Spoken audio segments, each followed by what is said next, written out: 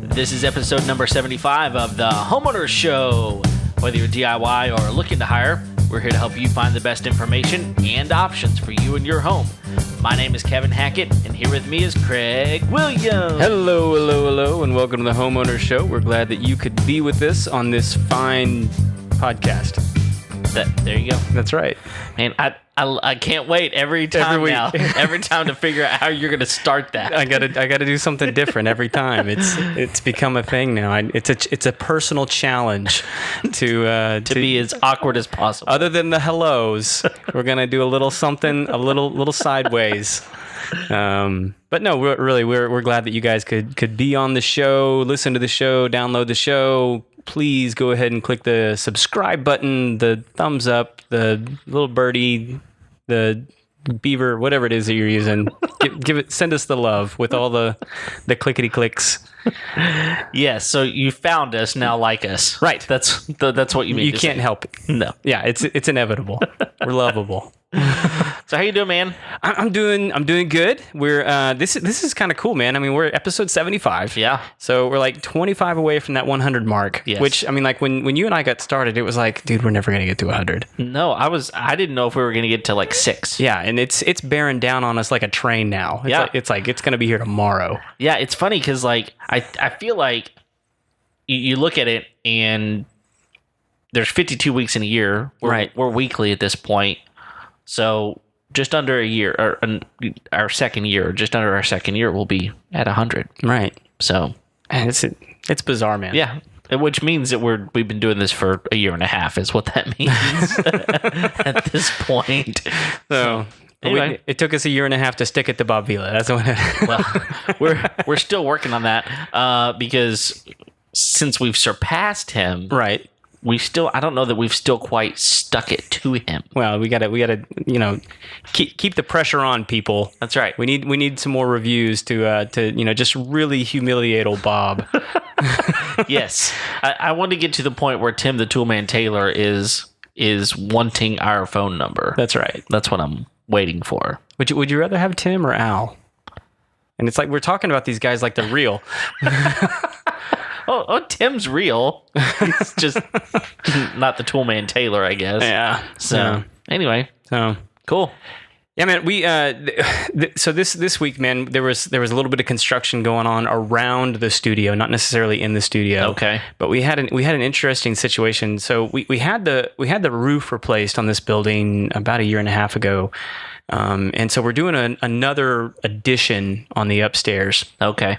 And as we were getting ready to put the ceiling in, we realized that the people who had built it had not, surprise, had not built it to code. What? And so, anyway, there's this thing with wood width and depth and how long those pieces. So, like, they were using wood that was too small for too long of a distance. Okay, so it's structurally unsound, is what you're telling me. The building we are currently in is structurally unsound.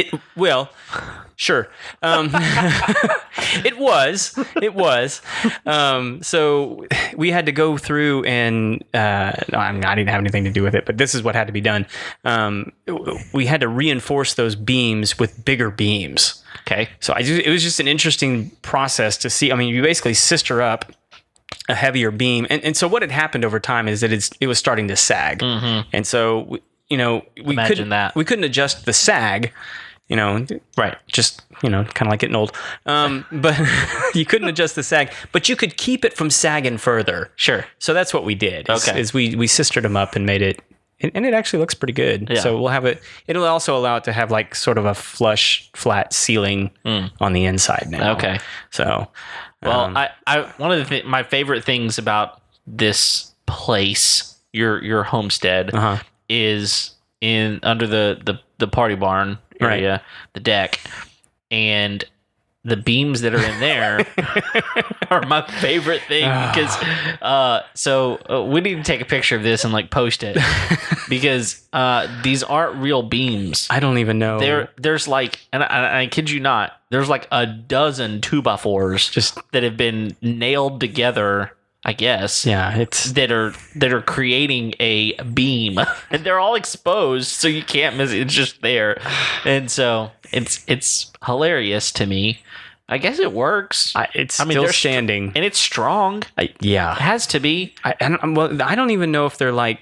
Are they screwed together? Are they nailed together? Are they glued together? I don't know. I hope all of the above. So at least glued and nailed. Hopefully something. Glued and screwed. Something. I don't know, man. That's just the weirdest, most bizarre thing. And there's two of them. Yeah, no, but they're strong. I mean, anytime you put a dozen 2x4s together, it's going to be strong. Yeah. So, I mean, I couldn't break through it. I mean, I would probably get him through half of it. We should give Bruce, if Bruce Lee was still around, we should give him a whack. I don't think he could do it. No. Yeah. I don't even know if our guest could do it. I don't know. He's a strong dude. Well, that's an excellent segue, Kev. Because I tried. We're really excited about our guest today. We've been working on getting this guy in the studio for a while now, so we're really excited to have him in. We've got Dr. Chris Zaino in the house. How you doing? Hey guys, thanks so much for having me. It's awesome. Like you're talking, and I can't help but I'm looking at your profile, and dude, I see your dad, man. Holy cow! I don't see mom. I see your dad. Oh man. Jeez. So I'm sitting there going, oh my god. I don't have the stash though. That's the issue. No, well, his stash was. He's got some serious stash game. That thing, man. That was. I mean, like him and Sam Elliott are like. Yeah, it's a monument. So obviously we haven't. This is like the second time that we've met, but we've known about each other for a long time. Yeah. Because you were taking care of my parents back in the day and getting them all straightened out. So, which is probably a good segue just to kind of tell everybody, tell them a little bit about your story, where you come from. I have many lives. So where do you want to start? Let's go all the way back to the beginning, because I mean you were telling us a little bit before we got started with the show. You used to train some folks. You competed in some competitions and won those competitions, right? Yeah. So we'll go back to 98. Let's do it. So 1998, I won Mr. America. So that was awesome. I was 21, senior. That's just when I was getting out of college, University of Central Florida. So I had that title, and I had my degree in exercise phys. So you have Universal Studios Florida there. So real quick, so what is Mr. America? Oh, it's a bodybuilding show. Okay. Yeah, so competing, and you got this title like Mr. America. It was like the thing, right? It was so cool. And I didn't know you grew up in Central Florida? No, I grew up in New York, but then, like all New Yorkers do, you go down south. You go down south to Florida. Okay. So they went to Sarasota, Florida. So I went to college in Orlando. Okay. Yeah. So I grew up in Cocoa Beach. Nice. Well, that's where I won the Mr. America. Oh, there you go. And it is now connected. There we go. Full circle. I, however, did not enter the Mr. America competition, but you clearly would have lost. Yeah. So I mean, I would love to see you compete in it.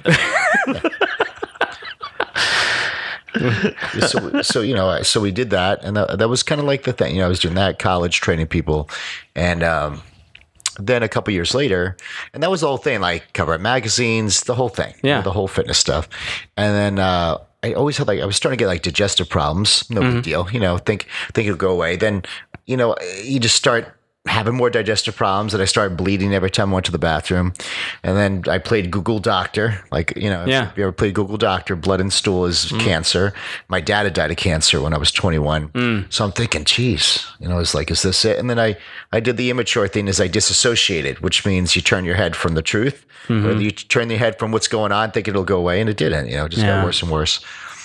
And I went from 230 pounds to 158 pounds. Oh my gosh. And it was horrible, man. I was diagnosed with an incurable disease called ulcerative colitis. And for those of you that are listening, it's an autoimmune disease where your own body is attacking and destroying your colon. And they put me on drugs, and nothing was working. 3 months of hell. And the only option was to take my colon out. They said, we're going to have to take your colon out.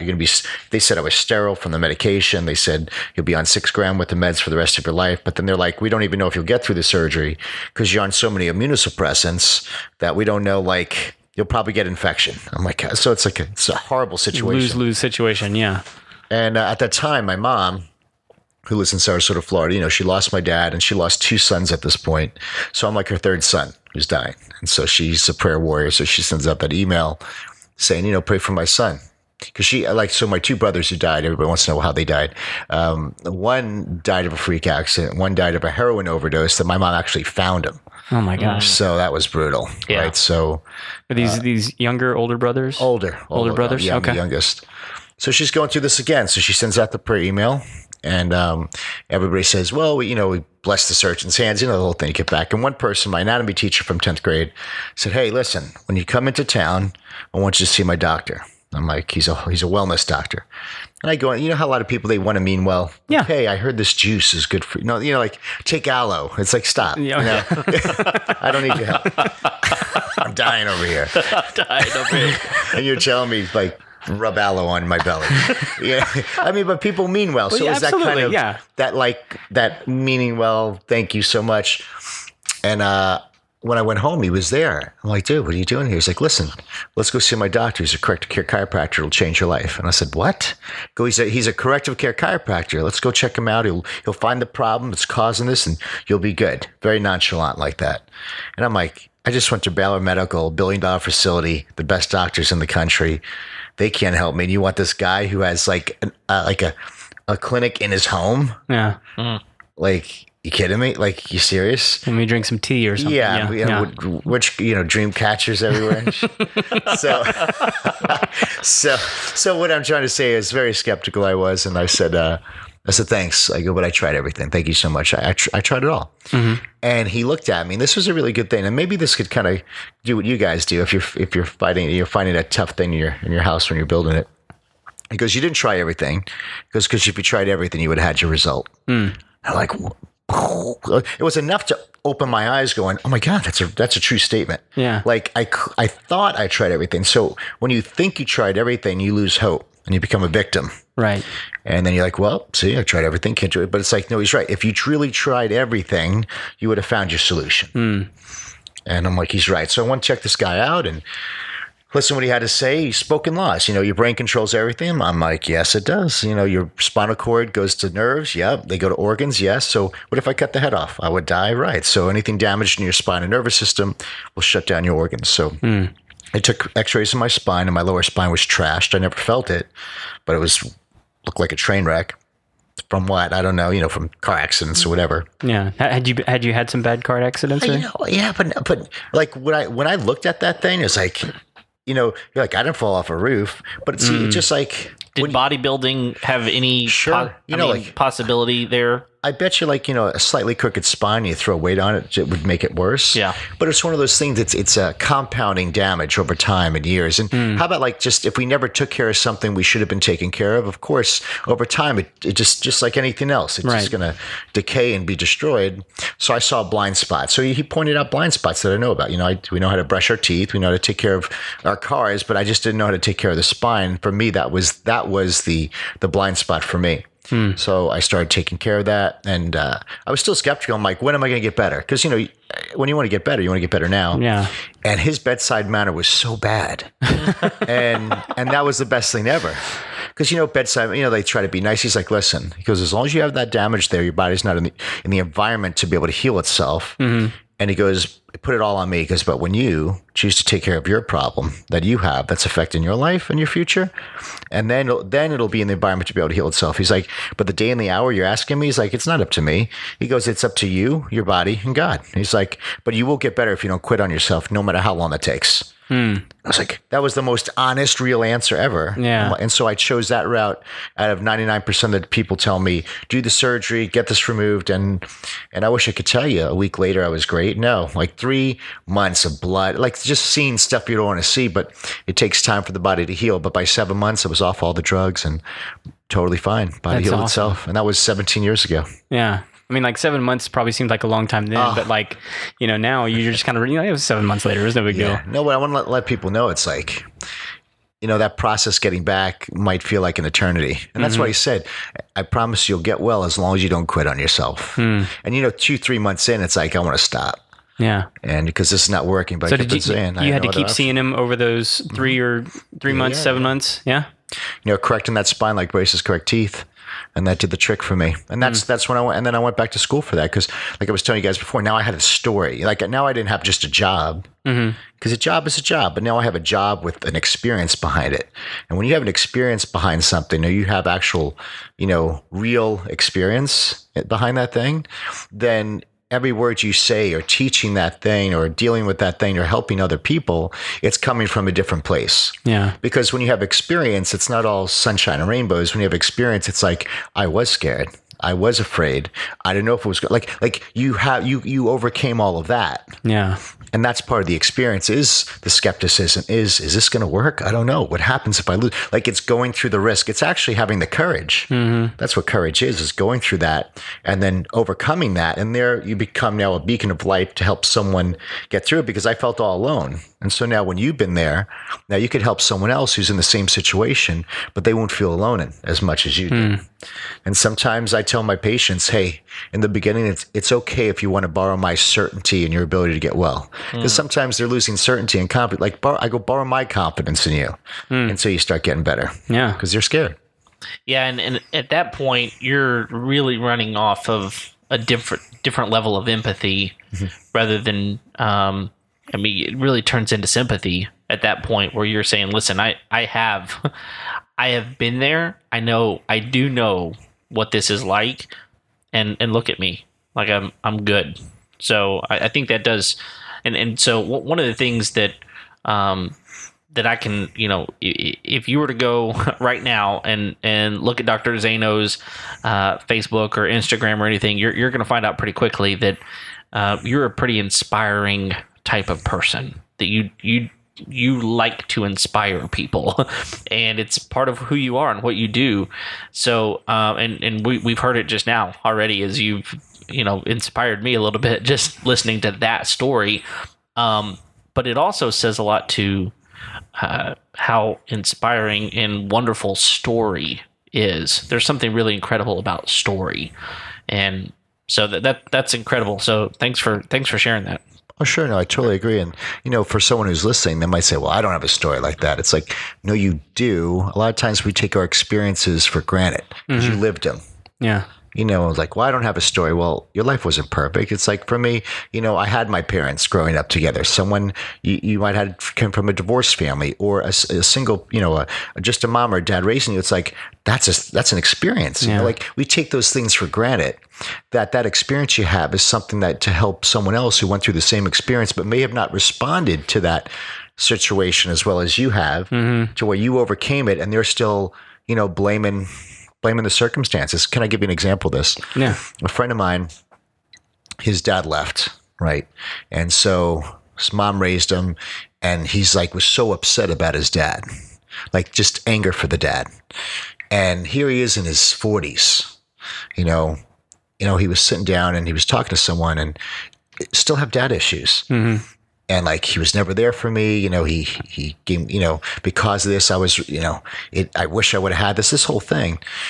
And he came to the realization that, I'm like, well, your dad did serve you. He's like, what do you mean? I'm like, I go, from your dad not being there and being the way he was, like, how you as a husband? Much amazing, loving husband. How you as a father loves his kids. I'm like, so because I don't want my kids to go through what I went through. I'm like, so you see, your dad did serve you. Yeah. And so when you could realize, oh my God, this situation that I thought I was a victim of, it was really probably the greatest teaching moment of my life, because he's an amazing husband, amazing father, the total opposite of what his dad was. Yeah. So his dad served him. So I think if we really could become self-aware and really look at it, all of us can find that out of whatever we went through. And then you flip that and you help others. They're like, yeah, my dad wasn't there. It's like, yeah, but so he served you. He taught you. He was a great teacher. Well, how can you say that? Well, look, you're an amazing father. You're amazing. You're an amazing dad, amazing husband. You're right. Yeah. So I don't want to get too far in the weeds on this, but I'm really curious, because I think this is really, really good information. Like, how do you take someone who's lived a victim mentality their whole life? This has caused this and this, and they've spiraled to a point. How do you get someone who has been a victim and who has felt very victimized their life to turn that around? I mean, yeah. I mean, let's think of the sickest things, such as like rape or molestation. Like, you're like, how the hell do you turn that thing around? Yeah. Well, it's because you nailed it before. You're like, because there's a level of empathy of someone who went through the same thing that, because I never went through that, I could never understand someone. How can I help someone? But someone who did go through that, they're the perfect person to help that person. And I think through helping them and being transparent, that also produces their own healing.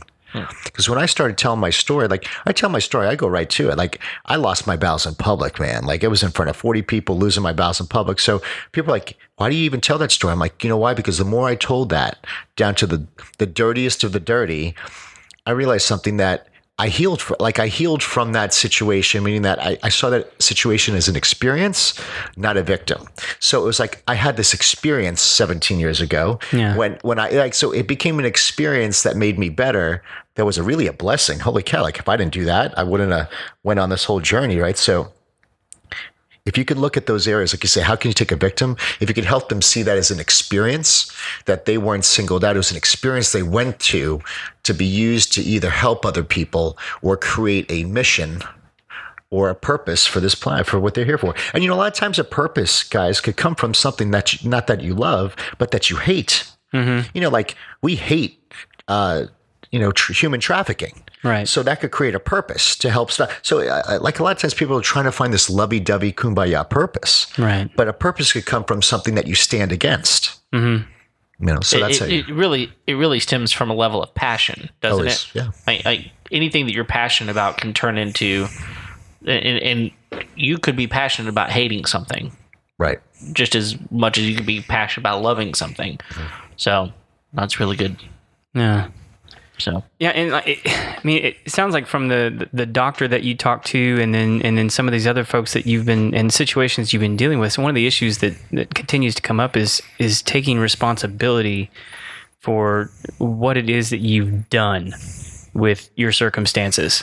Whether or not you've allowed it, and like when you're talking about telling that story that you were embarrassed about, you were telling that story, it sounds like, so that it didn't have power over you anymore, so that it didn't have control over you, because otherwise it would be a source of shame or humiliation, and instead it's a source of inspiration for you to one, for you to be able to tell it, and then two, other people who are dealing with the same issue can then jump on and go, yeah, that's me too.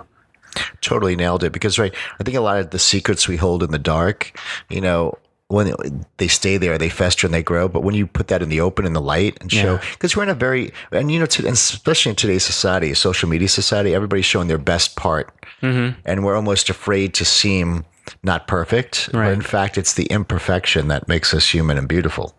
And if you could just shine light on that, then it can't exist anymore. Yeah. Or it can't exist to destroy you anymore and hold you back. Yeah. And it seems like that's such a weird thing that people use to. I mean, I was thinking about that moment in the recent Democratic debates where I think it was Elizabeth Warren was saying that Bernie Sanders said in private that no woman could ever be president, and like she was sort of bringing that to light, and then everyone was like, "Ooh, that's such an ugly thing. How dare you bring that out in the light and say that about the?" And then it became that he said, all that, it became political and all that kind of stuff. But that seemed like that's what she was trying to do, in a kind of a grimy political way.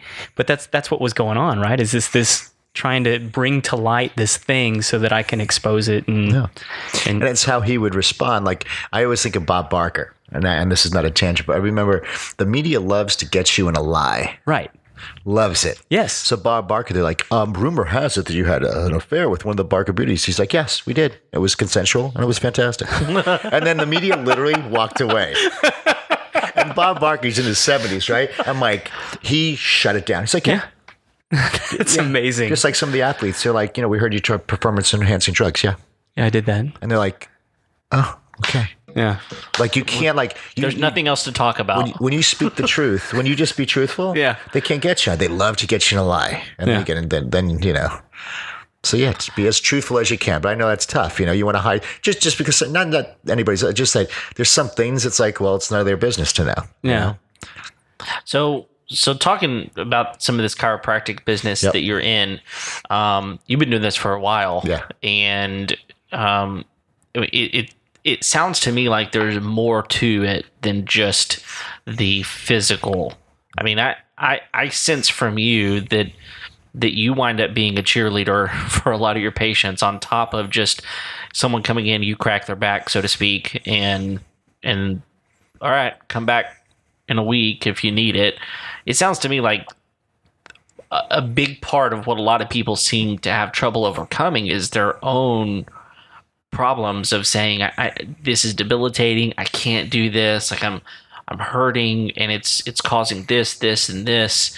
So talk me through how do you see some of those things playing into just your mindset, playing into your physical ailments? It's a great question. So, the chiropractic, it's a science, philosophy, and art. So there's a science to it, like everything else. There's a philosophy, which is the body was created to heal from the inside out. Basically, we were created with all the tools we need. The same wisdom that created the organs is the same wisdom that heals it. We just don't want any interference. And there is an art to it. And I think you really hit on the art. The art has to be, there's sometimes where you're right, someone needs to borrow your confidence. Sometimes someone needs you to speak life into them.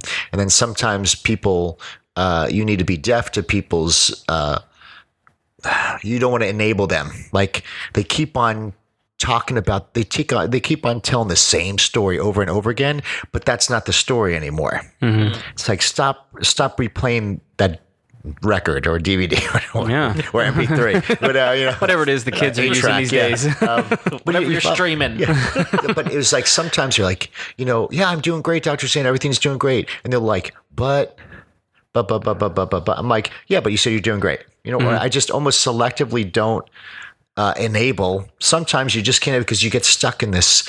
Almost, why? Because sometimes being sick or being a victim actually becomes your source of significance. Because for some weird reason, that's when you start to get attention. Oh, honey, you okay? Oh, I'm so sorry. Like, people pay attention now because you were sick or you were a victim. Yeah. I remember this one lady, she's like, well, is there any discounts? Because, I'm a widower. And I'm like, oh man, I'm sorry to hear that. I go, when did your husband die last year? She's like, 18 years ago. I'm like, 18 years ago? But then you get empathy. You get very empathetic again. You're like, wow, yeah, she's looping that story, because probably when that happened, that's when people came out from her church, whatever, brought her food, showed her love, and that might have been the first time she got the feeling of love. Yeah. So in a weird way, we create a paradigm saying, well, that was what got me my attention, and you stay there. Yeah.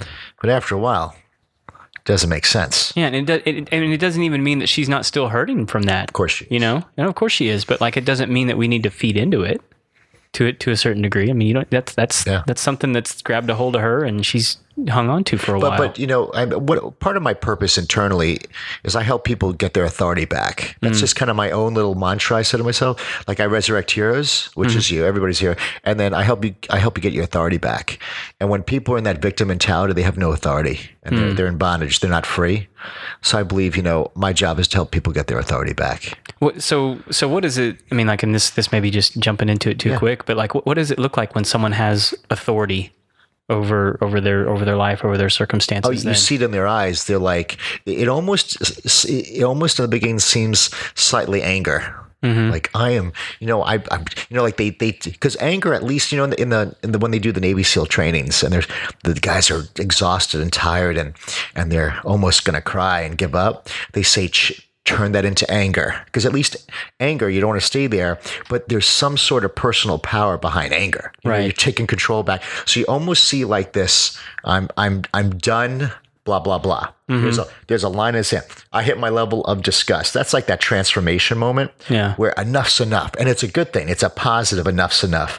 I'm taking my life back. Like, you could see, like, I beat this. They hit that level of it's a moment. It's not, we think like, oh, there's a long transformation. No, transformation happens in a second. Mm-hmm. When that person looks in the mirror and they're so disgusted about they gained all this weight and all that, it's that 1 second that transformation's done. Yeah. And all of a sudden you're like, yeah, they lost 100 pounds. Well, how'd you do it? You tried for years. I just, enough's enough. Yeah. And then they take that personal power back. But sometimes you're in such an indifferent apathetic, not empathetic, apathetic state. They almost kind of just been defeated and given up. So you bring them a level where they start to get a little bit of their authority back. Man, it's like a rabid dog and a T-bone steak. You know, they're ready to take their life back. Yeah, and it's beautiful. And people learn.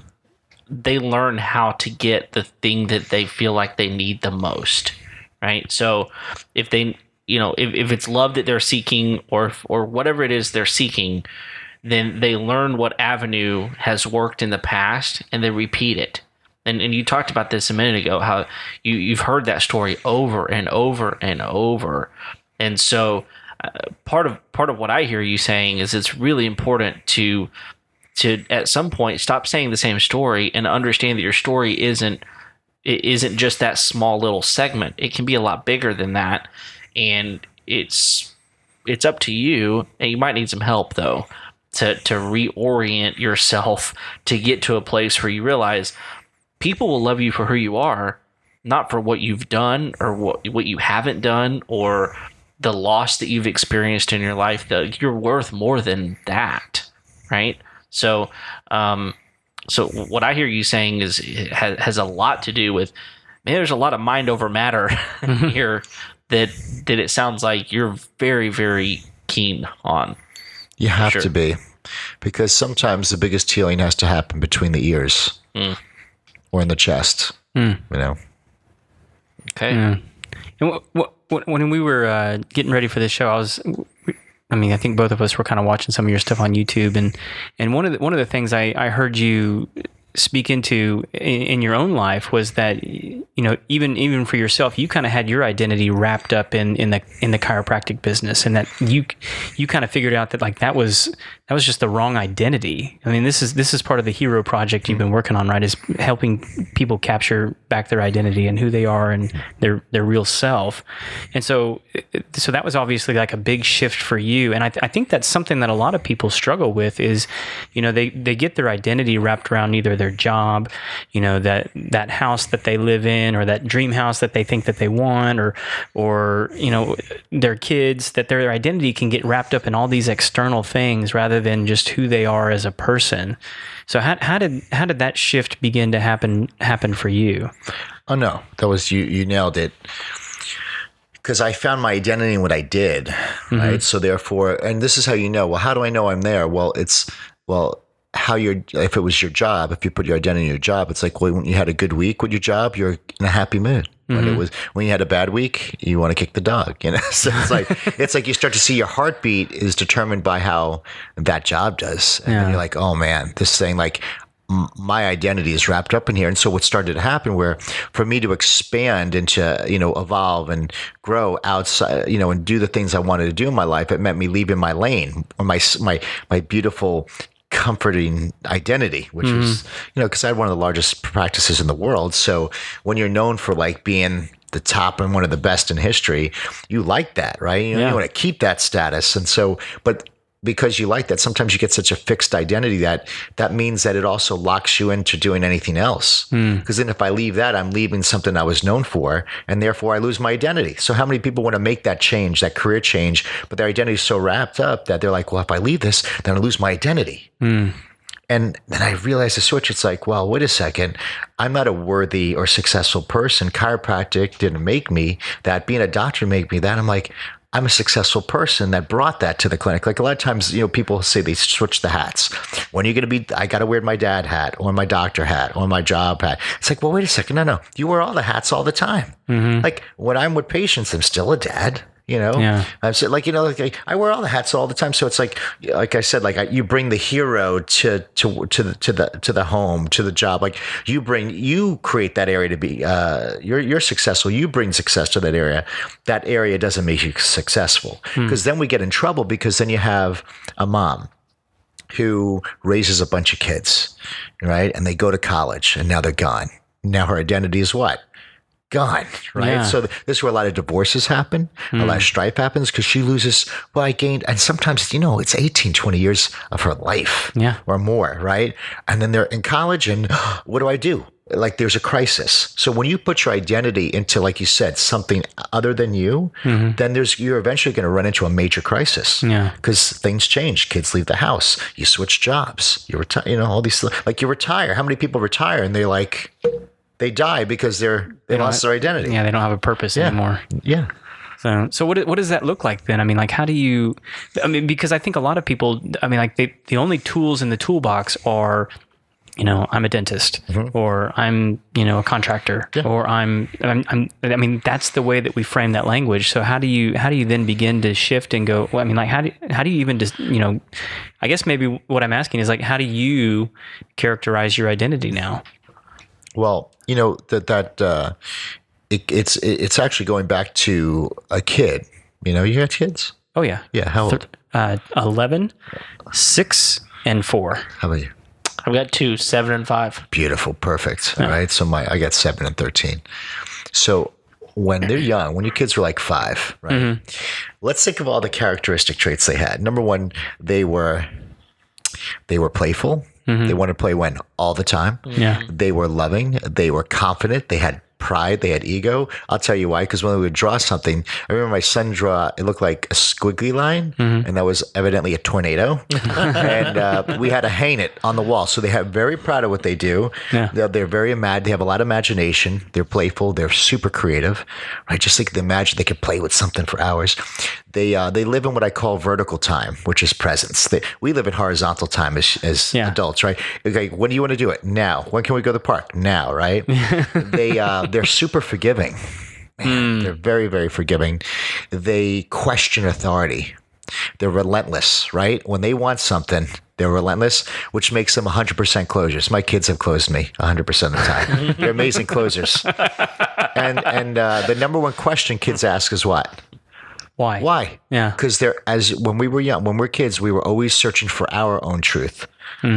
And all these characteristics, people pay tens of thousands, hundreds of thousands of dollars to go to these seminars to try to get these qualities back, but they're forgetting to remember that we were innately given those qualities. You already had them at one point. Already had them. And so what happened, let's face what happens. Like, you could have certain ways of teaching. You have belief systems from parents passed on down, certain dogmas, that happen. And then over time, like, the creativity and all that stuff gets snuffed.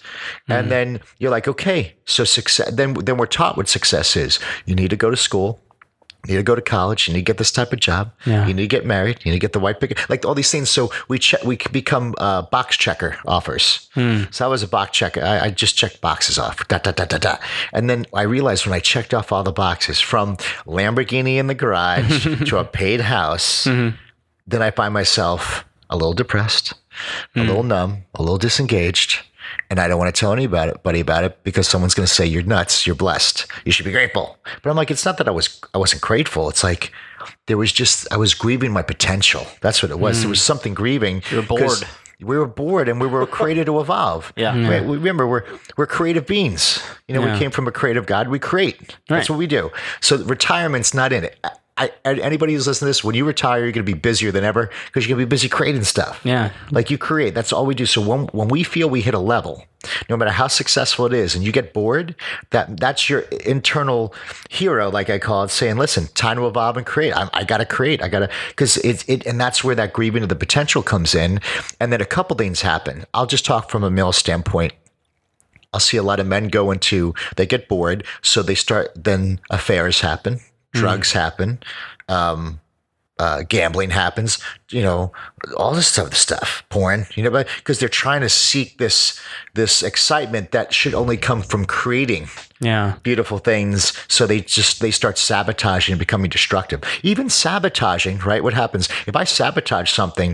If I sabotage and destroy a building, I have to build it back again. At least it gives me something to do. So it's like guys start doing wacky stuff. Yeah. And that's when I started getting into bodybuilding again, because when I found that, it's like, at least I put that energy into building the body again. So it wasn't drugs, porn, affairs, but it was still trying to pacify something that wasn't correct. It was me still just looking the other way when I should have said, listen, it's time to evolve and it's time to create some more, even if it means not currently doing what you do. Yeah. And then you get scared because what happens is when we checked off the boxes and we have the income coming in, it's like, but if I leave that, I lose this income.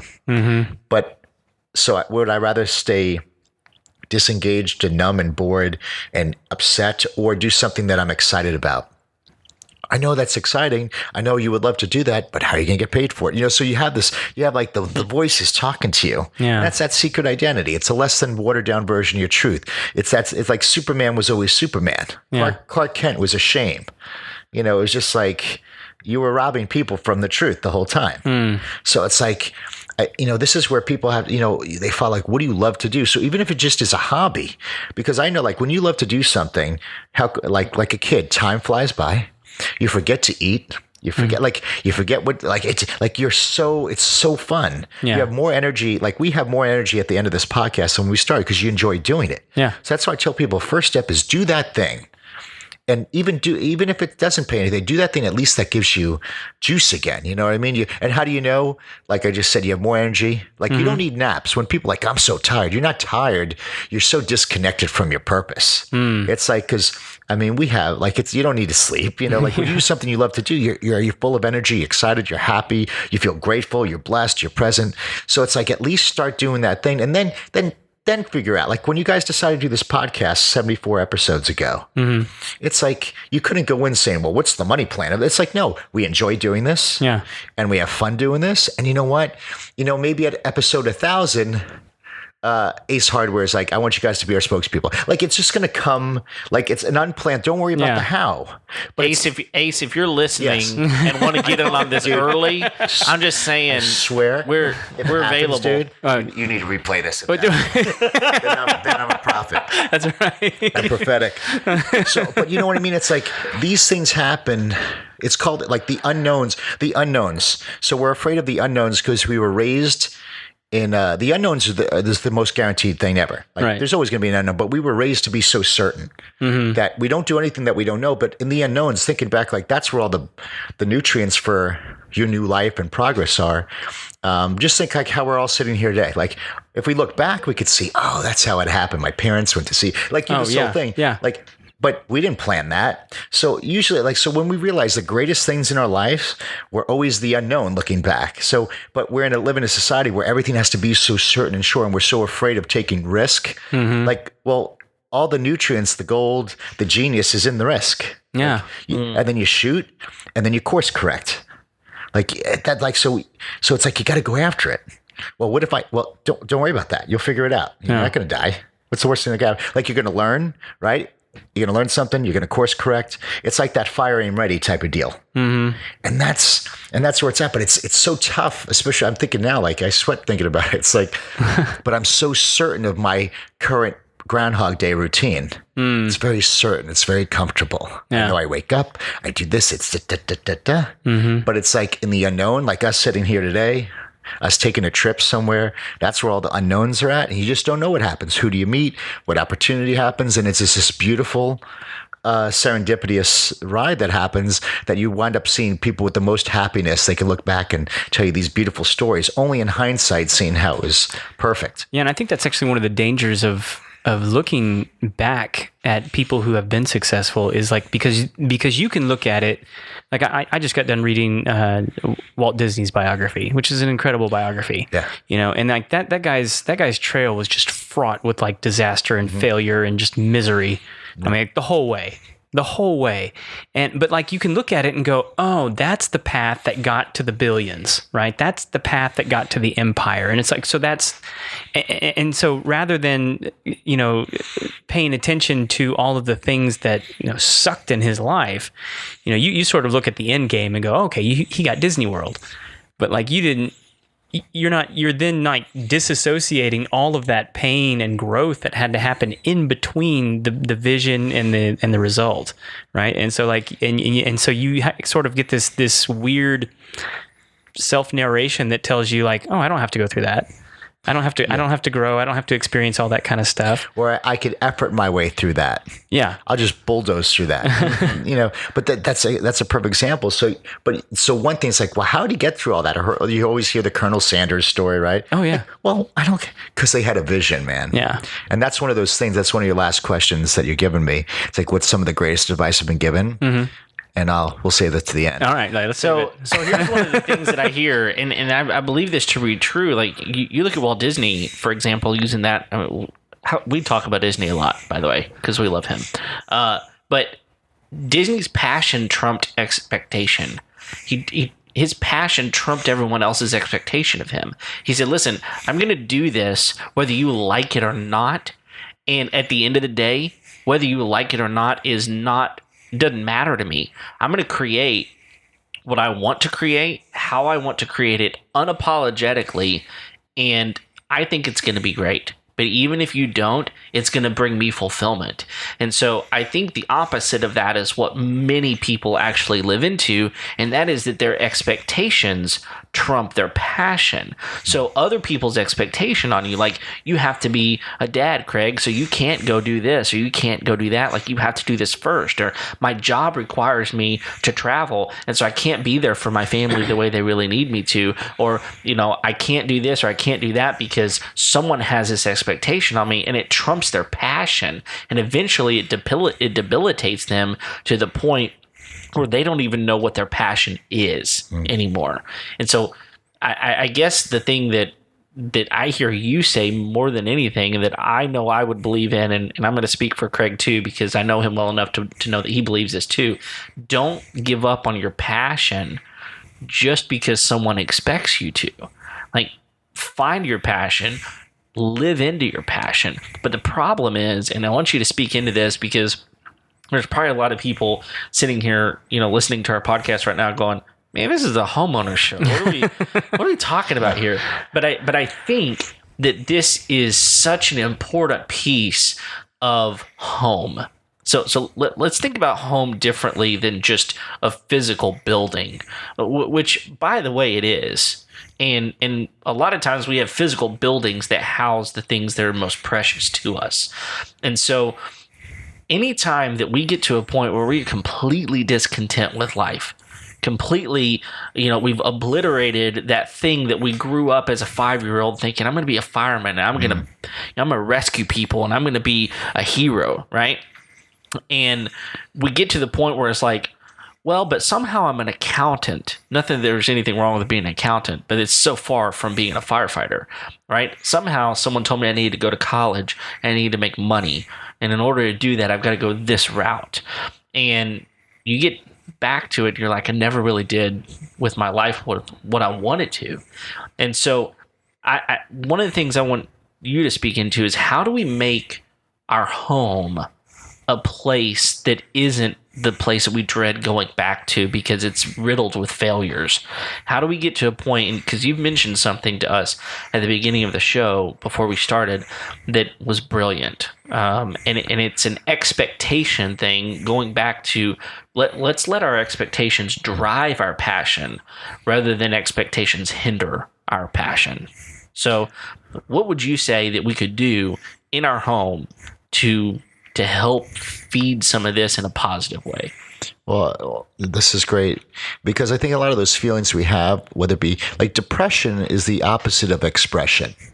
So if you're listening, if you feel depressed, you just please ask yourself, what am I failing to express? Because you're being held down by some type of expectation. Well, what am I failing to express? Well, I always want to do this. It might be that.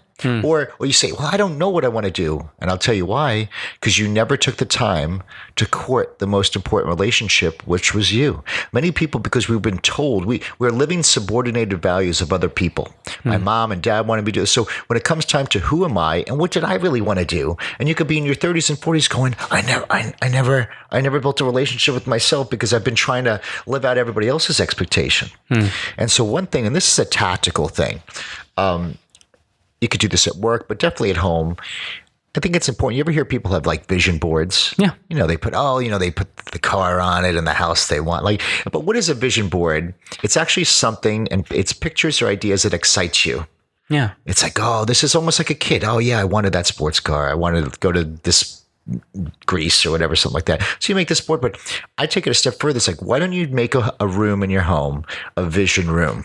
And when you walk in that room, there's music, there's smells, all the senses that just make you like a kid again. You know, like in mine, there's a bunch of Rocky pictures.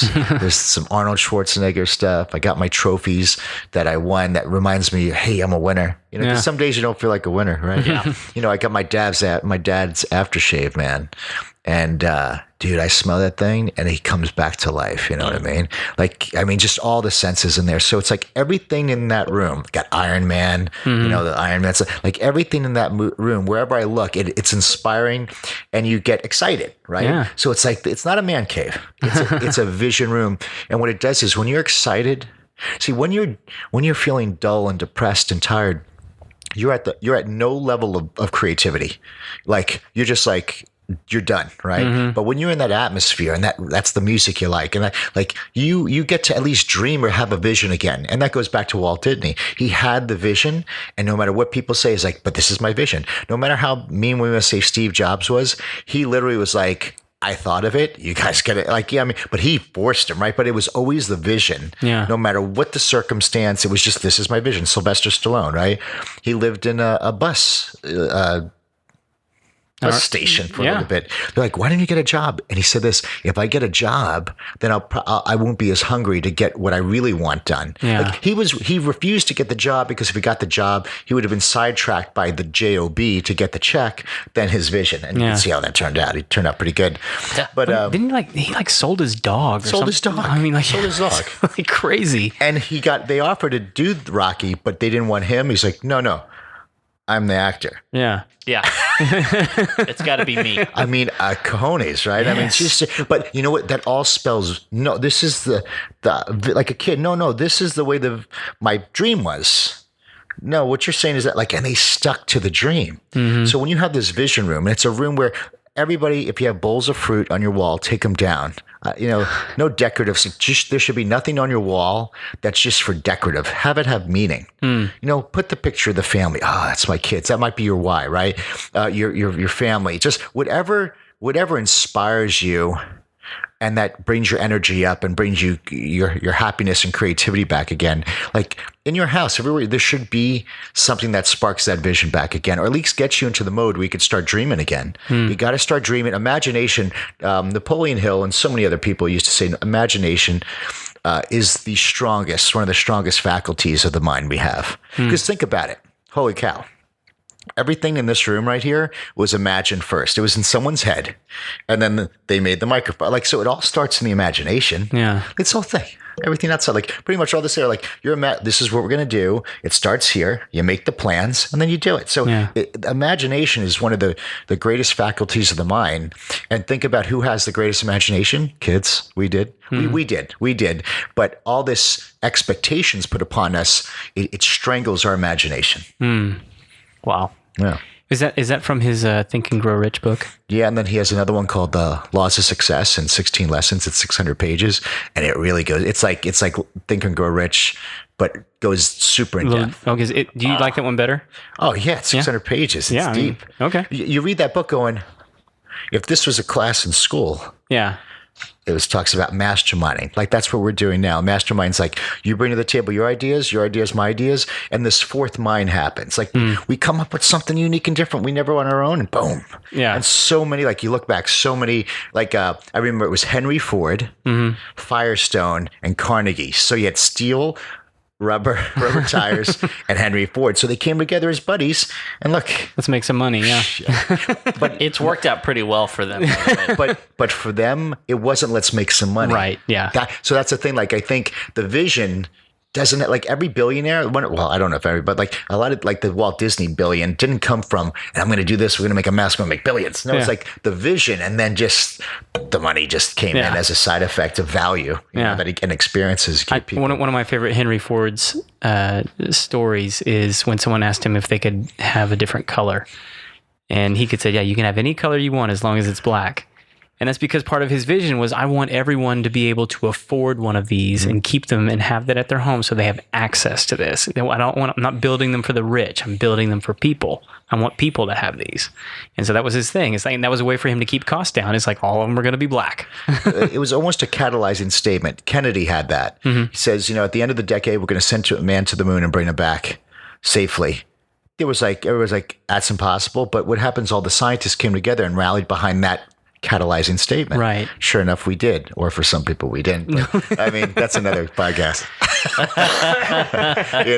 But let's say, historically, we did. We have to start that conspiracy theory podcast, Kev. Yeah, we've already got an idea of what it's going to be. All right, so here in a second, I want to circle back around to that secret identity thing. But before we do that, we need to give a shout out to our new show sponsor, Paul the Plumber. Kev, you got some details on Paul the Plumber over there? Yeah, absolutely. So if you don't know by now, Paul is a plumber. That's what he does. And so if you need some plumbing done, you can call him at 832-521-3252. You can also send him an email, Paul at paultheplumbernllc.com. So this guy's licensed, insured. He's got all the stuff that he needs. Master plumber. He's the man. Yeah, and you can actually book him online now. Yeah, at paultheplumbernllc.com. Yeah, so I'll tell you guys, my buddy Jared is actually he's in the process of flipping a house right now, and he called me and he said, I know you do the show. I need a good plumber. So I said, man, you need to talk to Paul. Yeah, and so he had Paul come out, and Paul looked at his situation. He was putting in the gas line, and Jared called me back a couple of days later, and he's like, man, thank you so much for hooking me up with Paul, because he came in and just knocked it out of the park. Yeah. So if you guys need a excellent plumber who's going to get you taken care of, good family man running a family business, give yourself a call over to Paul the Plumber. He will hook you up. Yep. And by the way, I just need everyone to realize this is, I'll just tell you my ignorance here for a moment. And that is that I remember I had a fireplace, it's a gas fireplace I couldn't get to turn on. Mm. And I had no idea who to call. I called the gas company and they were like, we can't help you. And I said, but you're the gas company. Yeah. You're the one that supplies the thing that I need. Do you want me to continue to purchase your product? Yeah. Like, and they were like, well, I'm sorry, we can't help you with that problem. And I was like, I don't know what to do. And I had to ask around, and finally someone said, you got to call a plumber. I'm like, what? I thought they did like water stuff. And they said, well, obviously, but they also, it's piping. Yeah. Piping. So, not just water, guys. If you need gas like Jared did, he'll take care of you. Absolutely. Chris, one of the videos that I watched with you, and I realize this is probably difficult to recall because you probably have like hundreds of these videos up now, don't you? I'll remember it. You'll remember it? Yeah. I heard you talking about, and this was, and I think this may have been like the season finale or something that I was watching, but you were talking about the whole process of getting your hero talk ready. And you had to get it down to like 40 minutes, and then you had to get it down to like 3 minutes. And I think one of the times you were going up to speak to a group, you said you were saying to yourself, thank you, Secret Identity, for protecting me all this time. Yeah. Good, man. Tell us a little bit about that. I thought that was like a really interesting concept that you had there.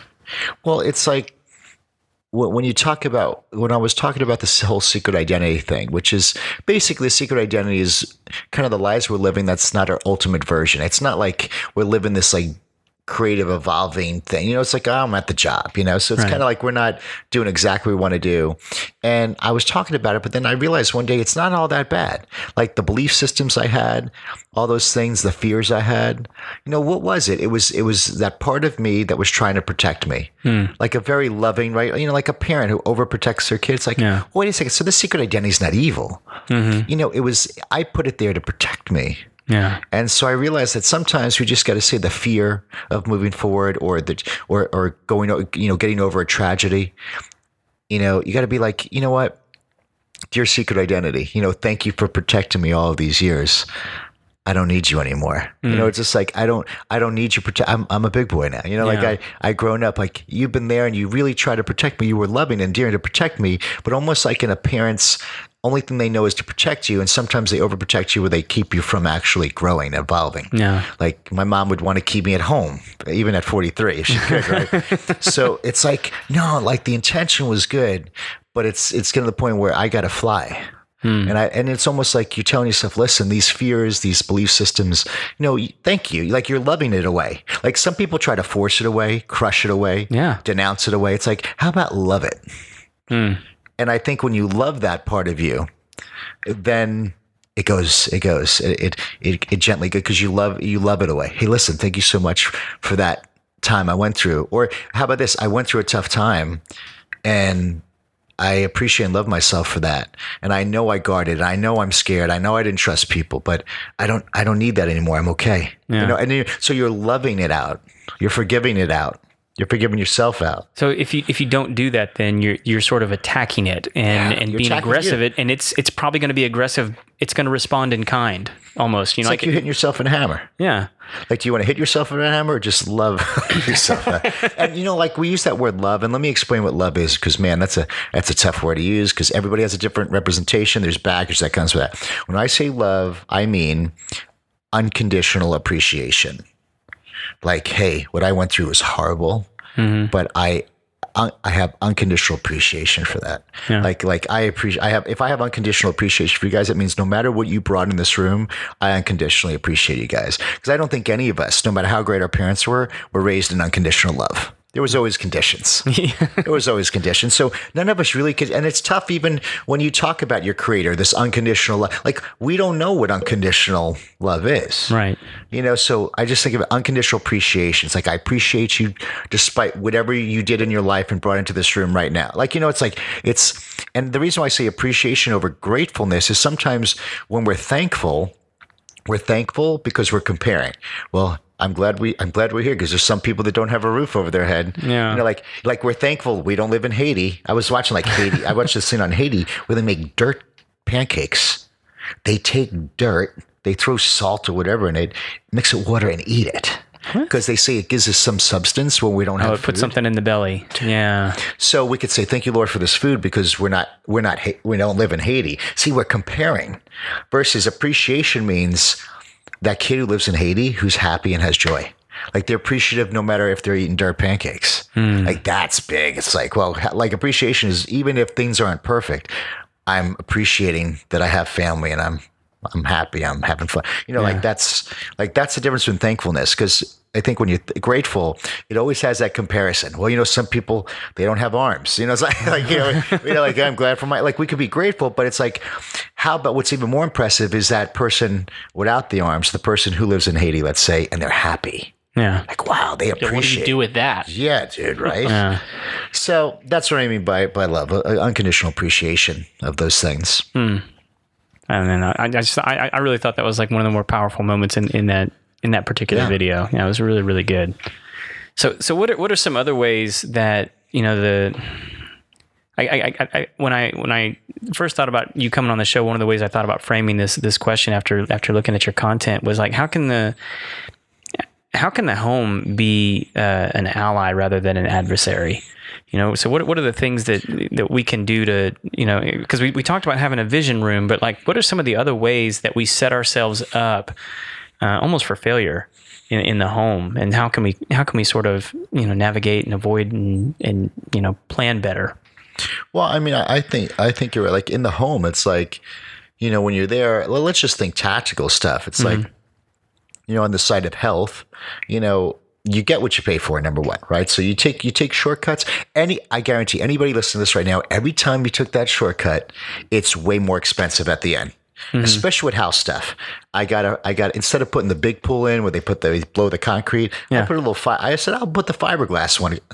Dude, not only do we have to rip that thing out, but then so every time I shortcutted, like one of the questions, what project did you walk away from? Yeah. I had paver bricks around the pool and moss was coming up. So I hired these guys to seal it, right? I didn't give up. They left. They went back. They just disappeared. And I have because it was like they walked away. And I couldn't. I was like $10,000. I couldn't get my money back. So it's like every time I shortcut when I came to the house, every time I shortcutted or tried to take the cheaper one, didn't get didn't get Paul the plumber. Like every time I shortcutted and didn't bring the expert in, that was just a little bit more. It cost me double to triple. So it's like, in your house, it'll drive you insane. Get the expert, get someone who has a good reputation as expert, and pay the price, because that little bit of extra is going to save you so much. So, I got a good home water filtration system. I think water is like so important. Okay. Cleanliness of water. So like that's the health of me and my family. I just with the AC units, I made sure I had like UV light to kind of like I really purifies the air. Purifies the air. I got even a really strong HEPA filter because like we're breathing that stuff. And I mean, I just made sure some of those things like water that you bathe in and the air you breathe, that's two top things. So what kind of water filtration system do you use then? It was one that went directly into the main water line. It had like 7 containers, and so the shower, the toilet bowl, like anytime you bathe, it was there. It wasn't just a point of service. Okay. That allows. So it's actually good. I get it. Just seek around and get these ones that go right in the water line. Because I think a lot of people just get them and put them underneath the kitchen sink, right? Yeah, but you shower, like there could be chlorine in there. There's a lot. Like these are the things. These are the blind spots. Like if you're soaking in chlorine, like all this stuff, fluoride, all these other things, like could lead to major health problems. So what I loved about it, like even when I'm renting a townhome now, I got to install that home water thing because like no matter where I want clean water. I want to be able to from the tap to the shower to have clean water, the AC, the air you breathe. But I'm telling you guys, anytime you do something in your house, just hire someone, pay the extra money because I've always. Because I would have to bring in the one who was the expert, and they had to like retrofit and rip stuff out and put it back in. So you're talking about havoc in your house is going to just taking the cheap route out. So what's your house? Your house is your home. Just like our body, our bodies is the house of our spirit, right? And our soul. Well, your house is kind of like the same thing. So treat it that way. Like put the best materials in there. Do the best you can. Don't shortcut stuff because I found that to be the biggest headache and argument and waste of money in my life. So it's an investment. Always look at it as an investment. Yeah. In yourself. Oh yeah, it's the same thing. Yeah. I mean, your house is equity, man. It's not debt. That's another thing. Debt is owing money to like your house is there's no debt in your house. It's equity. Yeah. Like there's no debt. I don't know. I got a house debt. No, you don't have house debt. When that mortgage is paid off, you got a home. There's no school debt. No, when you pay off that student loan, you got an education that you went to. So it's like people they misunderstand debt. Like anything in your house is equity. Yeah, it's value. I mean, and then the fact that you get to use it and you enjoy a family in it, and your family loves it, and they're safe. Like you're talking about the sagging beams over there. It's like, isn't it nice that it's safe now? Yes. Right? It's like this stuff. Too many bad haircuts in houses. What was the thing in Houston? The whole didn't that propane thing blow up that factory? Oh, that was the one that happened recently. Yeah. So you know what it was? The freaking wire was a little off. And then it sparked, because, it was a warehouse and they put all this stuff, like that, boom. Yeah. 2 people died. Yeah. That was an insane shortcuts. thing. I mean, like, because the internet blew up that one, at least around here. It's like, did you feel the city shake? Shortcuts. Yeah. And when they did the investigation, it came down a shortcut. Yeah. A little shortcut here. No, don't worry about it. No one's there it is. Yeah. Yeah. And I think that it can actually create a situation where like you end up being frustrated with yourself, because like I knew that it was the cheap route. I chose the cheap route, and now I'm having to deal with the consequences of that. I'm having to deal with all the, the aftermath of that decision of, the pool being, it's a, lesser grade material or whatever it is. I still remember like one of the first fights my wife and I had was over a washer and dryer. And we didn't have a lot of money, but I'd always wanted to, operate under let's buy the best we could afford. And we just went back and forth on it for a long time. And I think it was like 6 or 7 years later when we still had that washer and dryer. And she was like, thank you for getting the nice washer and dryer, And then you could pull from others. Like, I think it's right. Like invest in, like say, if it comes to you, your body, your house, you don't shortcut. But you know what? You say, well, I don't have the money. Well, you know what? Don't eat out as much. Right. Don't go drinking. Yeah. Little stuff like that you could really pull from.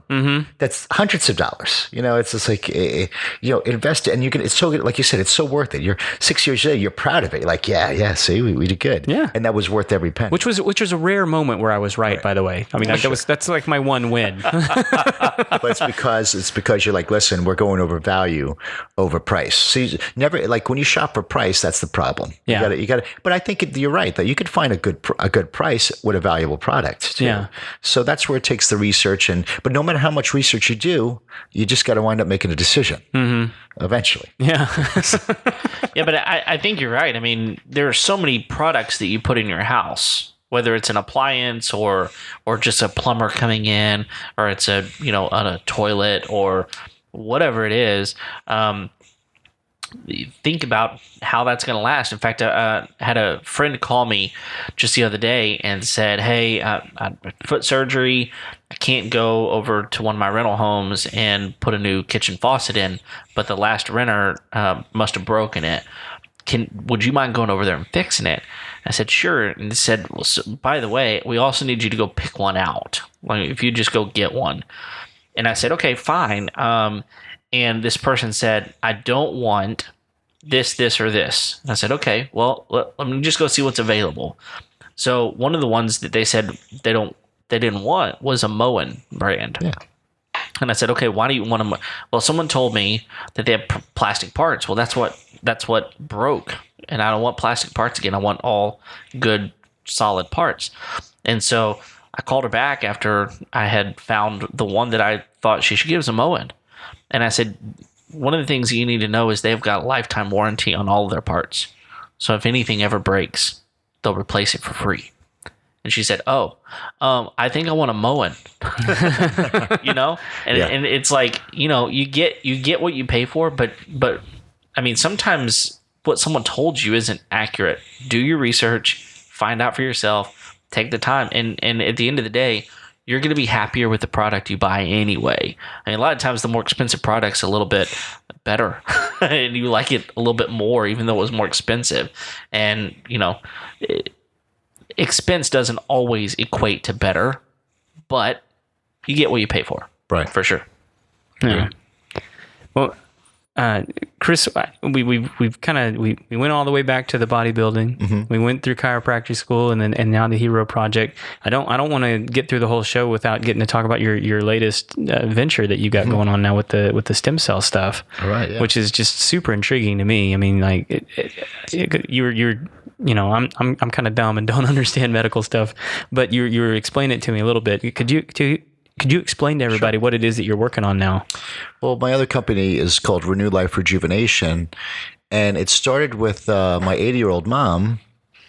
The day of 9/11, she got a fender bender. It was just a fender bender, but I saw her one right knee absolutely disable her over the next couple of years. I mean, it went from over-the-counter medication, she couldn't sleep, then more harder medication, then the knee scope, then the steroid shots, nothing's working. So at 80, they're like, listen, no more steroid shots, you need knee replacement. Yeah. And it's like, but then they're also like, at your age, though, we don't know if knee replacement is an option.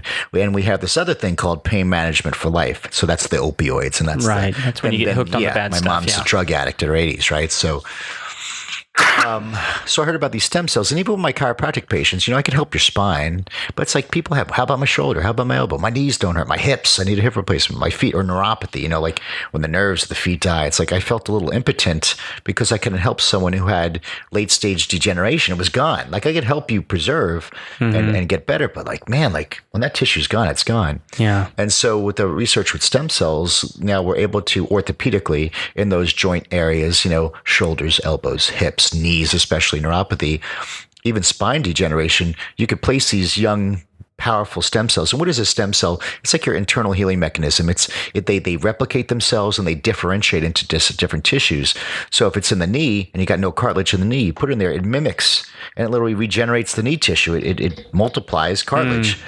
And so when you put that new tissue in there, it's like putting a new brake pad in. It's like that tissue is there. And when someone's in their 50s, 60s, and 70s and you restore the cartilage, you restore the joint to the way it was when they were 20, by the time that thing wears itself out, they'll be long gone. So now it's amazing to see people avoid shoulder surgeries and knee surgeries and get off drugs. And neuropathy was crazy because neuropathy medicine, it just gives you drugs that numb your brain. And wait till they got to cut off your legs, cut off your ankles. So just to see people heal and get off those drugs and walk normal again. And my mom's going to be 82 and she walks 3 miles a day. I mean, so she never had the knee replacement? Yeah, in 12 months, she's walking 3 miles a day, walking up and down. Like, great. That's awesome. She'll never need the knee replacement. And here it is, just like it's changing people's lives, because as you age, when you lose your balance, when you lose your mobility, you lose your freedom.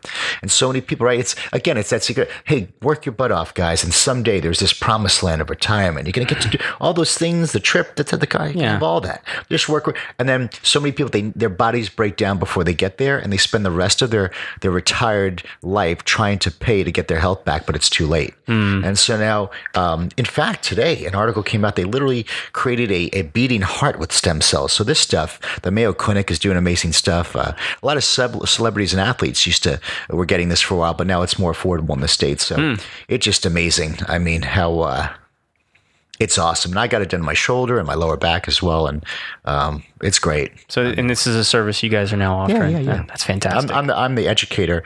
The actual medical, the doctors we have actually do the procedure. Right. Yeah. So I educate. That's awesome.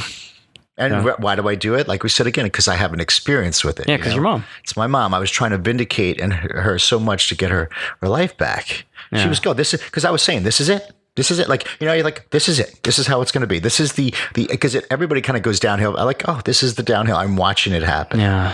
And so to see her rocking and rolling and becoming autonomous again and living life on her terms, it's super, super amazing. And so has she gone back to see the doctors that were telling her to get the knee surgery and all that kind of stuff? Oh, yeah. They love it. The doctors didn't want to. Good orthopedic surgeons like, listen, you're 80. We don't know if you're going to get through that surgery. Yeah. See, orthopedic surgeons have issues. If you're too young, they're like, listen, dude, if we do your hip or knee, you're going to need like another one later on. Right. And then if you're too old, they're like, you're too old for this stuff. We don't know if you'll make it through there. So this became a beautiful thing in the middle to help spare that person, or let's say that 40-year-old person, like they could keep from getting it. It really gave them a really wonderful product in between. Yeah. To help people, because a really, really good orthopedic surgeon, like they know we're not giving you steroid shots because it eats away the joint, it destroys the tissue, and so they have a wonderful other tool now. Man, I wish that would have repaired ACLs, because if like stem cells could like reconnect an ACL, that would have been awesome about a year and a half ago. If they're flapping over here and got to be tied, it doesn't, but they will heal. But if the ACL is slightly torn, it could heal that. But like if they're mine was flapping. Yeah, they got to tie that thing. Like it's not that intelligent. They don't tie things. Have you ever heard of Michaela Peterson? It's Jordan Peterson's daughter. I heard of Jordan Peterson. Yes. So do you know about the carnivore diet and all that kind of stuff that Absolutely, he does? Yeah. So he got all that from his daughter because she was doing elimination diets because she was having so much neuropathy in her hip and in her feet.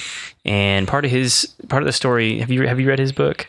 Yes. Yeah. So you've heard the story about her hip and all that kind of stuff. Yeah. So you're absolutely right. I mean, because she had that hip replacement and the ankle replacement, I think when she was like 13. I know. And she just had to have it done again, the ankle. And it was, her diet stuff has really helped with all of the neuropathy. But because she had it so young, that ankle replacement, it didn't sit well now that she's well into her 20s, and she had to have it done again. And so you're absolutely right. Those orthopedics are looking at her and going like, look, you're so young. Yeah, everybody likes to point the finger at the medical doctor, and I used to as well. But then I realized it's like, they're like, hey, I'm in an insurance-driven healthcare system. I'm limited. Right. I only could give you drugs, surgery, and rehab. Like, I'm limited. I want to help people, but I'm limited by the system. So it's really wonderful with these ways. Again, it's having the body heal itself. The brain tells those little helper cells what needs to be done. So it's wonderful. And but you look at your iPhone now. It's like, look what happened in a decade with an iPhone, and you mean you can't advance better in human health? Right. Yeah. So it's really a wonderful thing. I'm so pleased with it. That's awesome. Kev, you got anything else, man? No. I mean, I think we've covered a lot. I appreciate you coming in and sharing a lot of what I believe is wisdom, a lot of stuff for our listeners to consider and to think for sure. So, and now what we've got is the final three. The final three? Well, didn't he like give up one of them already? I didn't give up. I alluded to. alluded to. The Final Four. The Final Four. We're back, folks. We are Full back. throttle. Yes. I alluded. Woo, that was a close one. I didn't know what we were going to do. We were going to have revolting in the streets. People, No mutiny.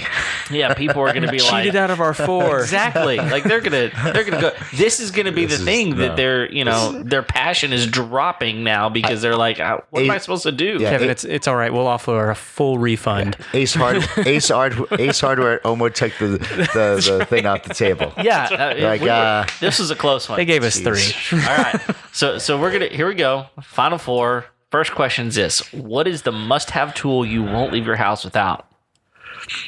It's my phone. Yeah, It really is a tool now. Yeah. With those apps, it's crazy. I can measure stuff. I took a picture of something and it measured it. Yeah. No. It's insane. See, I'm not the alien. only one, Kev. It's It's insane. alien. No, You're that not the loves only- that measure app. I love that thing. No, it's awesome. No, No matter what angle It's crazy, isn't it? Yeah, it's alien and technology. its accuracy is insane. That's what's really unbelievable about the thing. No, you're right, and it's no secret. All of our listeners know the number one tool on the Homeowner Show of people that we ask this question to is phone. Because if I need to do something, I go to YouTube University. That's gonna Yeah, tell me to do exactly. it. That's right. It's all there. So Yeah. I'll tell you a recent story. Craig's interaction with the Measure app. So I had a customer recently that had a honeybee infestation up in the top of it was a 2-story home. They had it up in the top. And they said, how high do you think that is? I said, hang on one second. Oh, And I measured it and I took the picture of it and I showed it. It's 20 feet. that's awesome. No, that's awesome. That's much better than what my good friend from college and I used to do, where people we would do really stupid things, because we're in college, and we'd get up in line behind people at the cafeteria or something, and we'd be like, we'd say something like, how many things do you think are on that buffet over there? And the other one would be like, I think about 4 miles. 4 yeah. Are you sure 4 miles? I thought it'd be more like 3 miles. And people are looking at us like, what are you talking about? And we would do this all the time. So people would say, how high do you think it is from here to the top of that building? We'd be like, maybe about 4 gallons. We would say this stuff over and over, and people would just think we're idiots, and we were. So that's the end of that story. All right. But it's much better actually use the Measure app. Yeah, absolutely. Every time. Yeah. So my friend and I don't do that anymore. Good. Wait, yeah. I don't know why. We should. You should have a little reunion. I have a feeling it's coming back. That's right. People are going to start doing this. It's going to be the thing. I think Probably not. No, it's not going to happen. All right, number 2. So you mentioned a job that someone walked away from your house on. Yeah. That's where I was kind of actually getting confused earlier. So, what is a job that you've walked away from? it was the same one. It was the paper thing. Because then I said, screw this. I'm not doing it. I'll let the moss grow in between the papers. All natural, baby. Yeah. Oh, well. Yeah. So what happened was you hired someone. They walked away To seal it. They were going to put this, it's like the stuff you do on there. You just kind of sweep it and it seals it and the sand in between it. And so it kind of creates that barrier. And they left. they disappeared. That's crazy. They didn't finish it. Wow. I couldn't find them. That's no good. No good at all. And you'd already paid him? Oh, yeah. Man. I know. I learned. So what did you do at that point? Did you call someone else, I guess, and say, hey, Oh, he said he left it. He was. No, I try to get my money back because I'm like, you didn't. He's like, well, they don't do this anymore. They kind of split up and they owe me money. It was like so everybody owed everybody money. Yeah. Okay. He said, We're going to put a lien on your house because the one guy, the guy says, well, I did my work, so I'll just put a lien on your. I'm like, it became that type of, and I'm thinking if I just would have spent a little bit more, none of this problem would have been there. Yeah. So Wow. anyways, okay, well, let's move on, Yes. just like you had to from the pool. Third question, how do you wind down at the end of a long day? I read a book. I'll come home. I'll sit down and read, and that is just really the best way to do it because then it kind of shifts my mind back to that like personal growth mindset. Because sometimes at the end of the day, I'm beating myself up on some things, but I'm also enjoying my wins. So I'm kind of off north. What I call north is like every morning I read a certain thing. Like I get centered or north, true north, and that gets me back where I need to be. And I don't do phone or no technology at night. Okay. Yeah. Even though I have those blue blocker glasses, all that stuff, I just don't do tech at night about an hour before. Are you reading nonfiction, fiction? What do you? Like more personal development, like head mindset stuff, or just something that gives you like an aha, like, oh yeah, okay, yeah, that was kind of cool. Like I'm reading a book right now called Mindset by Carol Dweck. It's about a growth mindset and a fixed mindset. And a lot of times, for instance, a perfectionist, they really have a fixed mindset because they want to do everything perfect. So they shelter themselves from learning new things because when you learn something new, you're not good at it. Right. So then it's like they don't do so. The perfection they use that, they don't move, they don't grow, they stay fixated. So just little stuff like that. I'm like, oh, so the kid that raises their hand, even though they'll get the question wrong, to them they're like, well, if I get it wrong, I learned. Yeah, I learned something. Or someone they don't want it because they don't want to seem like an idiot. Right. So yeah. it's just really it helps me even teach my kids a little bit. Nice. Yeah. Check that one out. Yeah. I'm always looking for a new read. Just like that, I get that one thing and it just gets me thinking on it. How long do you spend reading when you're doing that? I'd say 15 or 20 minutes. Okay. When when you start to feel your mind start to get like, okay. When you're not going to get anything from it anymore. Yeah. Okay. When you feel tapped. I gotcha. All right. Last question. Yes, sir. All right. What is one of the best pieces of wisdom or advice you've ever received? Yeah. Never lower the target. It's another thing I regret every time. And everybody listening, every time you lowered your target or your vision, your expectation that you wanted, you always regret it. Always regret it. Maybe because you wanted it faster, you lowered the target, you compromised. Sometimes, I could have it now, but it's just a little bit. It's okay.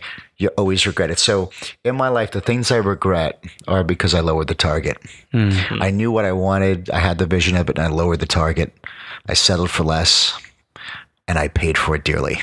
Bad. Wow.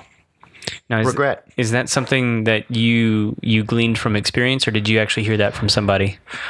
Both. Both? I gleaned from experience, and when I heard someone say that, I was like, oh my God. And so I go, that's absolutely correct. It was the greatest word because it's like our insecurities cause us to lower the target. Well, maybe finances. Well, maybe I won't make that, so I'll lower the target. Or a relationship. Maybe I'll settle for this person because maybe I won't meet that person. Like the insecurities get involved. And my dad's advice to me, one of the best things was, he was a guy he's like, it's the end result that counts. So my dad and my mom be like, hey, that guy's, he's stealing from us.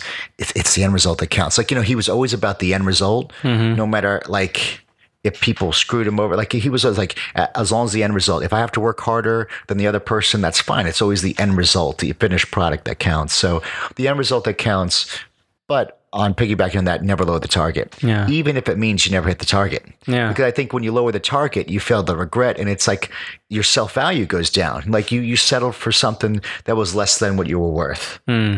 I love that because, and this is something that I've taught for years is people rise to expectation, but the opposite is also true, that they lower themselves to expectation.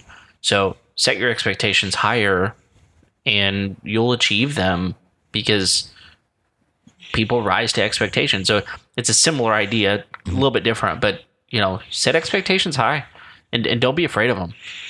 Yeah. And I hear that too. I was watching a couple older guys were getting interviewed, and like, I just should have set my goals higher. And these were successful people. Yeah, they're like, really? Look how good you're doing. No, I should have went for bigger goals. Like, yeah, wow. we just sold a bed. You're wondering how is this relevant, Kevin? It's coming around. I know it is. So we just sold a bed. My daughter inherited a new bed, and so I put her old bed up on Facebook Marketplace. Right. I'm hoping the person that bought it is not listening right now because 2.5 years ago when we bought this bed, we bought it for $75. I felt like I got an incredible steal at the time. It's a beautiful bed, came with a mattress, everything. I sold it yesterday for $100. So I made $25 on this bed that I used for 2.5 years. Jeez, that's awesome. and here's the crazy thing. I put it up on Thursday, and by yesterday, whenever I sold it, I had over a dozen people asking if it was still available. So what I know is I should have priced it higher. Right? I should have priced it higher. I should have priced it for $150. And if I had 2 people come after me and say, "Is this still available?" then I would have doubled what and used it for 2.5 years. So again, set your target higher, and maybe you'll get more than what you expected out of yourself. Right? Always go higher. Yeah. Yep. All right. Well, man, you answered those questions like a champ. What you didn't know is that there's a secret 5th question. Bring it on. Yeah. It. Thank you. If people want to get a hold of you, how do they find you? Was that my secret question? That's the secret question. He's disappointed, man. Yeah, you can follow me at Instagram. It's at drzaino. So that's DRZAINO, Dr. Zaino. And I answer all my DMs and comments. I can account for that. I always that's always me, because that's human connection, right? That's what social media is for. Yeah. And so I always do that. And just do that. That's the best way to get me and tag me. Or you could get to email me at drzaino at drzaino.com. So those are the 2 things. I'd encourage people to go check out your YouTube channel too. There's a lot of good content over there as well. A lot of good inspirational stuff. Yeah, that show We Are Heroes was good. What I did, that was when I was going through my transition of life. Not, that's got to be careful how we use that word, transition. It wasn't a transformation, just a transition. Yes. So I hired a videographer to follow me. You know why? Because it held me accountable to going through with it. Because if it's on, that was like me holding myself accountable, because it was easy to just stay the way things were. Yeah, it turned out great, man. I enjoyed it. I had fun doing it. Yeah. So. Oh yeah. So no. Here's even better one. No. I have a gift for everybody. So. Oh, okay. If you go to iamhero.com, so it's iamhero.com, I got a really good masterclass that kind of goes over some of the mindset topics we talked about. Oh, okay. So that's my gift to you guys, and it's really cool. You'll enjoy it. Awesome. We'll put that up in the show notes and send it out with the email this week as well. So that'd be fantastic. I know everyone listening will want to check that out. Absolutely. So Kev, you're going to go take it now, aren't you? Well, yeah, he's gonna have to get in line. I've got like 7 master classes I'm taking right now. So, I mean, I'm Kev, just set that target higher. Yeah, eight's a little higher. Expectations. So no, that's awesome, man. I'm looking forward to that myself. So it'll be good. One of the things that I think our listeners probably understand this. Craig and I feel differently about life than I think some people do. And it, your home is a big part of your life. But more than that, like, your headspace is really, really important. Mm-hmm. And I think you've spoken into that in a really, really big way. And so I appreciate that. I hope our listeners have enjoyed this episode. Thank you for coming on and giving us your time. I think it's very valuable. And considering that this podcast cost you nothing, I think you got a lot of wisdom out of this today. So thanks for downloading. Thanks for subscribing, for supporting us. We would love to continue to get more ratings and reviews. So if you have an opportunity, go leave us a review. We would love that. And like always, man, we're here every single Tuesday. So thank you for supporting us. Until then, we will see you next time. See ya.